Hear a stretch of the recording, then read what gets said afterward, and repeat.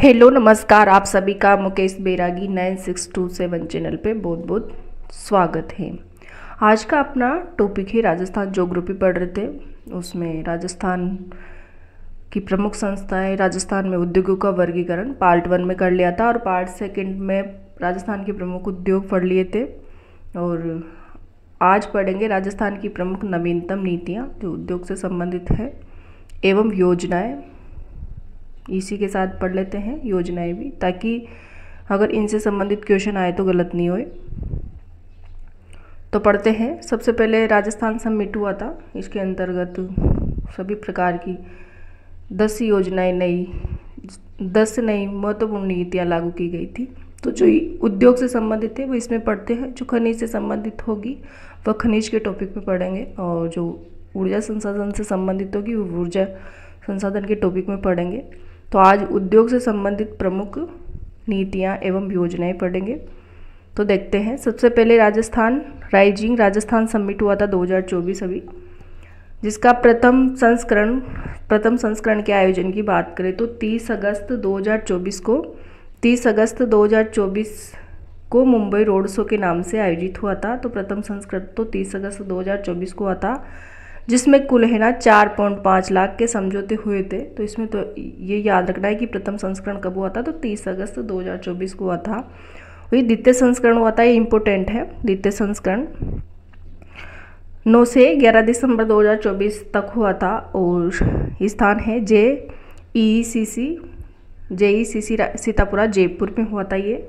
और उद्घाटन किया था इसका PM नरेंद्र मोदी के द्वारा। तो इसका उद्घाटन किसके द्वारा किया गया था? राइजिंग राजस्थान समिट 2024 का तो PM मोदी के द्वारा किया गया था 9 दिसंबर को। और इसकी थीम थी पूर्ण जिम्मेदार तैयार 3R अर्थात रिफ्लेक्ट, रेस्पॉन्सिबल और रेडी। इसमें ना टोटल 32 देशों ने भाग लिया था। 17 ने पार्टनर के रूप में भाग लिया था और 15 देशों ने प्रतिभागी के रूप में भाग लिया था। तो टोटल 32 देशों ने राइजिंग राजस्थान समिट में भाग लिया था। तो याद रखना है आपको। आयोजनकर्ता हैं इसके आयोजनकर्ता है जैसे उद्योग विभाग और bureau of investment promotion BIP, और राजस्थान राज्य औद्योगिक विकास निगम यानी कि उद्योग विभाग, bureau of investment promotion BIP, और राजस्थान राज्य औद्योगिक विकास विभाग RICO। ये तीनों ही विभाग इसके आयोजनकर्ता के रूप में हैं। इसके प्रमुख उद्देश्य से राजस्थान को आगामी 5 वर्षों में 350 बिलियन अमेरिकी डॉलर की व्यवस्था बनाने का लक्ष्य रखा गया था। राइजिंग राजस्थान समिट का प्रमुख लक्ष्य है राजस्थान को आगामी 5 वर्षों में 350 बिलियन अमेरिकी डॉलर की व्यवस्था बनाए रखना, और देश विदेश की छोटी बड़ी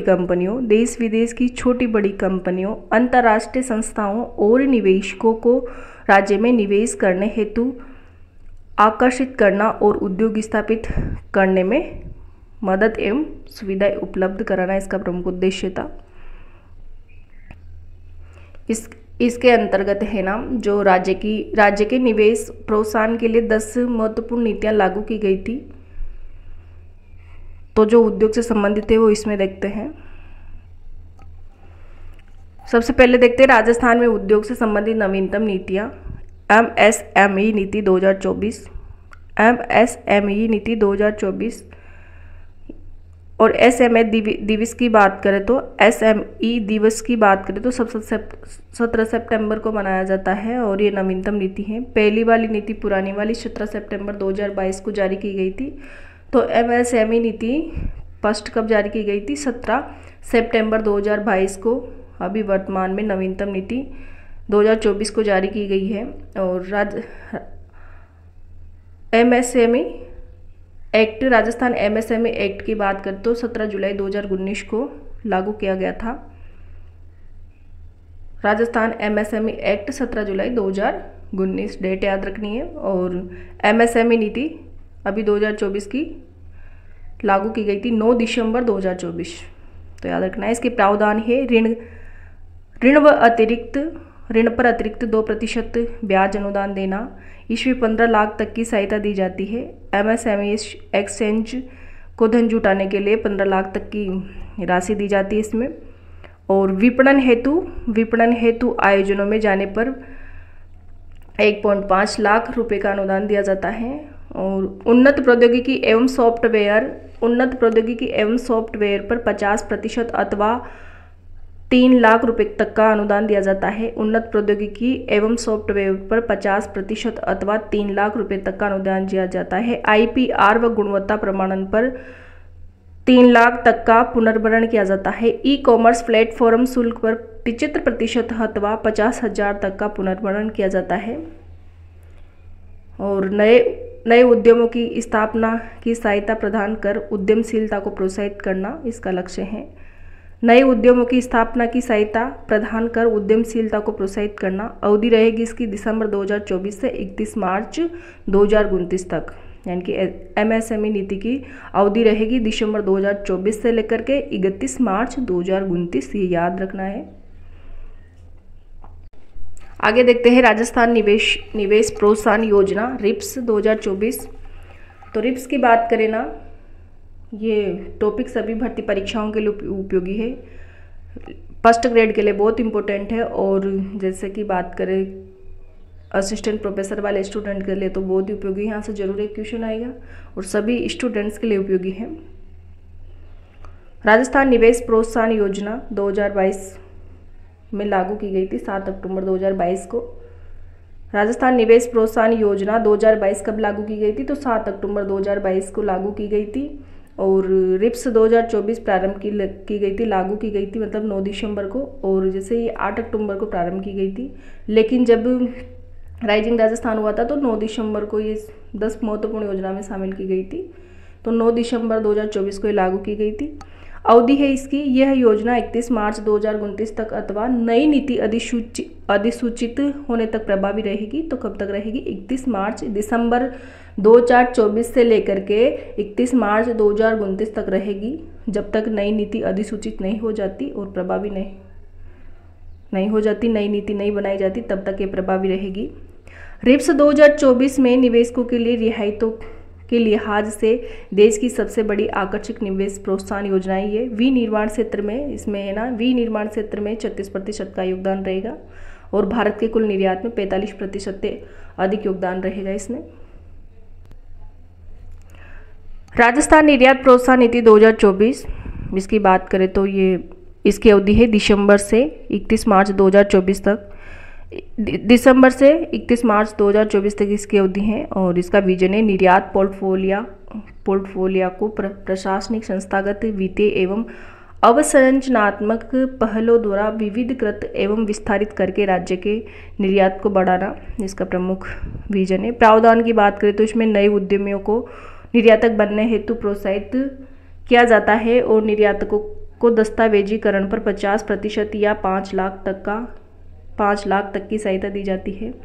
अंतर्राष्ट्रीय आयोजनों में भागीदारी पर 75% या 3 लाख तक का अनुदान दिया जाता है इसमें।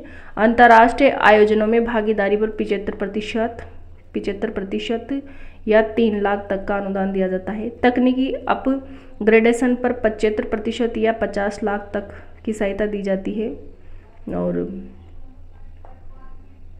तकनीकी अपग्रेडेशन पर 75% या 50 लाख तक का सहायता दी जाती है। ई-कॉमर्स प्लेटफॉर्म पीस पर 75% या 2 लाख पुनर्भरण के लिए किया जाएगा इसमें। और इसका लक्ष्य है, जैसे भारत सरकार ने विकसित भारत 2047 के लक्ष्य की प्राप्ति के लिए मर्चेंडाइज वस्तु निर्यात में 1 ट्रिलियन तक ले जाने का लक्ष्य रखा गया है। और राजस्थान सरकार में मर्चेंडाइज वस्तु निर्यात वर्ष 2029 तक 1.5 लाख करोड़ तक पहुंचाने का इसमें लक्ष्य रखा गया है, याद रखना है आपको। अगली योजना है राजस्थान AVGC XR नीति 2024। इसका पूरा नाम है animation, visual effects, gaming, comics और एक्सटेंडेड रियलिटी नीति 2024। एनिमेशन विषय विजुअल इफेक्ट्स, गेमिंग, कॉमिक्स और एक्सटेंडेड रियलिटी नीति 2024, ये 9 2024 को लागू की गई थी और 31 मार्च 2029 तक लागू रहेगी। तो 9 दिसंबर 2024 से 31 मार्च 2024 तक लागू रहेगी। इसके नोडल विभाग की बात करें तो इसका नोडल विभाग है सूचना प्रौद्योगिकी एवं संचार विभाग। राजस्थान AVGCXR नीति 2024 का नोडल विभाग है सूचना प्रौद्योगिकी एवं संचार विभाग।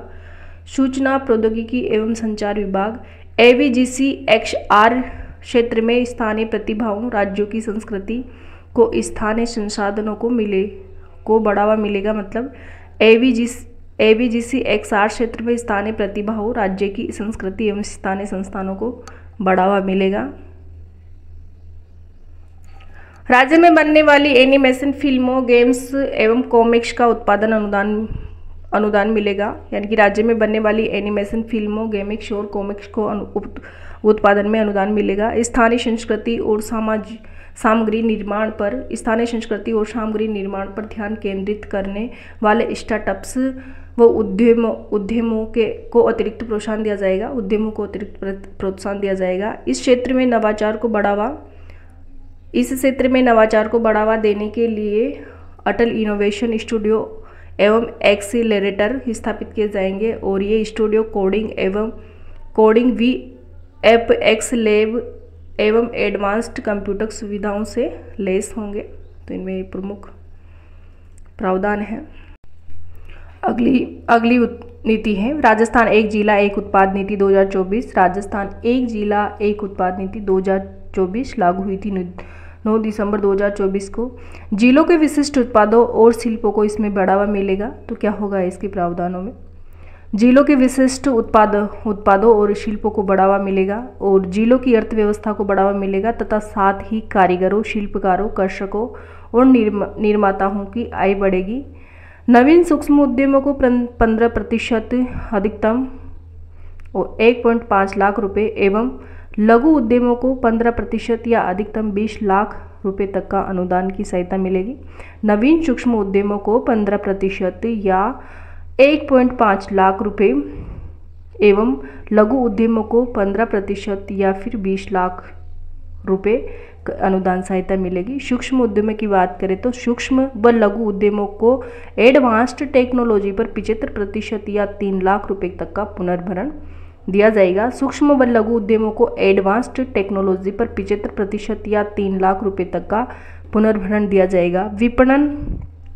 विपणन आयोजनों में भाग लेने के लिए 2 लाख रुपए तक की सहायता दी जाएगी। विपणन आयोजनों में भाग लेने के लिए 2 लाख रुपए तक की सहायता दी जाएगी। ई कॉमर्स प्लेटफॉर्म फीस पर 75% या 1 लाख % का 2 साल तक का पुनर्भरण होगा।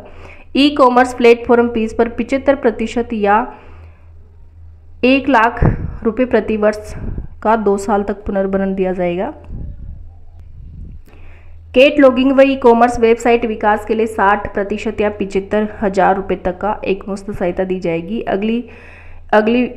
अगली विकास योजना है एकीकृत क्लस्टर विकास योजना 2024। एकीकृत क्लस्टर विकास योजना 2024 लागू हुई थी 9 दिसंबर 2024 को।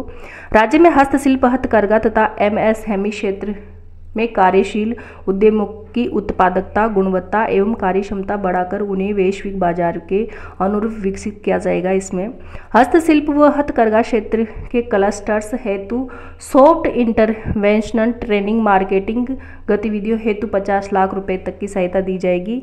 हॉल्टिजन व हथकरघा क्षेत्र में क्लस्टर्स में कच्चा माल डिपो हेतु ऋण पर 8% ब्याज अनुदान दिया जाएगा। तो हॉल्टिजन एवं हथकरघा क्षेत्र में क्लस्टर्स में कच्चा माल डिपो हेतु ऋण पर 8% ब्याज अनुदान दिया जाएगा। शिल्पकारों एवं बुनकरों को ई कॉमर्स हेतु 50,000 रुपये तक की विक्रय सहायता दी जाएगी। और सूक्ष्म लघु उद्यमों द्वारा क्लस्टर्स में 10 करोड़ रुपए तक की लागत वाले CFC की स्थापना हेतु अधिकतम 90% अनुदान दिया जाएगा। गैर रिको औद्योगिक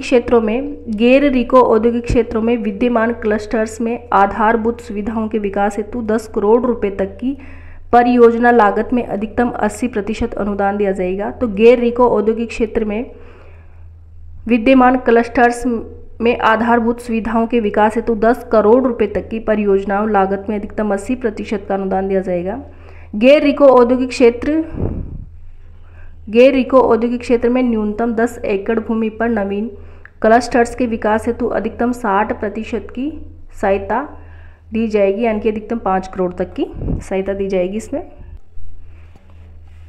अगली प्रमुख योजनाएं जैसे मुख्यमंत्री लघु उद्योग प्रोत्साहन योजना 13 दिसंबर 2019 को लागू की गई थी। ये मुख्यमंत्री लघु उद्योग प्रोत्साहन योजना, मुख्यमंत्री लघु उद्योग प्रोत्साहन योजना 13 दिसंबर 2019। राजस्थान हस्तशिल्प नीति 2022 अभी पढ़ लीजिए, 17 सितंबर 2022 को से 31 मार्च 2026 तक प्रभावी रहेगी।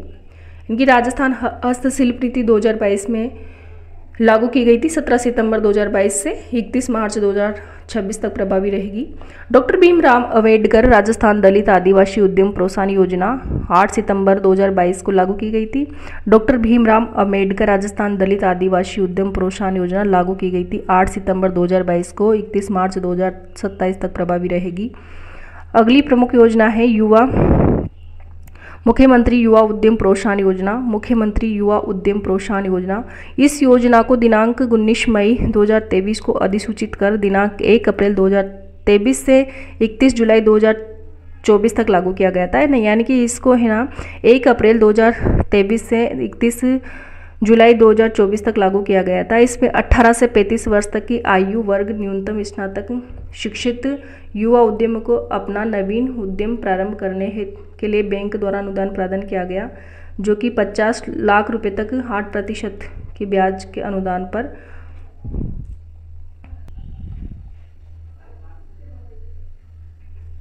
यानी कि 25 लाख रुपए तक के ऋण पर 8% का ब्याज अनुदान दिया जाएगा और 25 से 1 करोड़ रुपए तक के ऋण पर 6% ब्याज अनुदान दिया जाएगा। 5 वर्ष तक ब्याज अनुदान देय होगा इसमें। और जैसे पुरुष उद्यमियों को इसमें पुरुष उद्यमियों की बात करें तो 10% तथा महिला उद्यमियों की बात करें तो 15% एक मुश्त मार्जिन मनी अनुदान 5 लाख रुपए तक देय होगा।